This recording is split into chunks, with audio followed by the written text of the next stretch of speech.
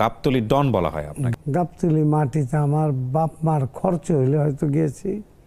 20 বছরে কেউ বলতে পারবে না ডিপ জলকে আমি এখানে দাঁড়ানো দেখছি। 20 বছর কিভাবে হয়। আর আমি কি ফকুন্নির পোলা? আমার বাপ দাদার কি কিছু নাই? রাইট। আমার কি ইনকাম সোর্স নাই? তাহলে তো কিভাবে গাবতলী ডন হয় মানে? রাইট। ওই আপনি বললেন গাবতলী আমার এক দাগে 100 বিঘার উপরে জায়গা। এক দাগে 100 বিঘার উপরে। তো এটা কি চাঁদাবাজি করবো? তারপর আমার বাড়িটা আমার প্রায় 30-40 বিঘার কম না।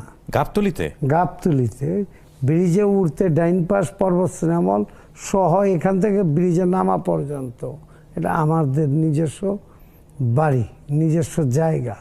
যে ভাই নাকি মার জানাজা করেন ওই ভাই কি বোনদের দেখবে? আপনার কি মনে হয় ওই বোনদের হক তাই সে দিবে ন্যায্যভাবে? এটা কোনোদিনই আশা করা যায় না। তো এখন আমাদের কথা হলো আমরা যেটুক পাই ডিপজল ভাইয়ের অংশ আমাদের চাই না।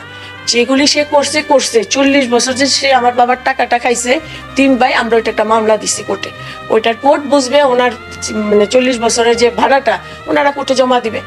উনি 200 বিঘার উপরে মালিক আছে, হল পাম্প ব্রিক ফিল্ড এগুলি সব মিলা। কারণ আমরা এখনো দলিল নিয়ে বসি নাই কোনোদিন বন্ডা। আমরা 5,000 কোটি টাকা আমরা আনুমানিক এখন বর্তমান বাজারে ধরছি।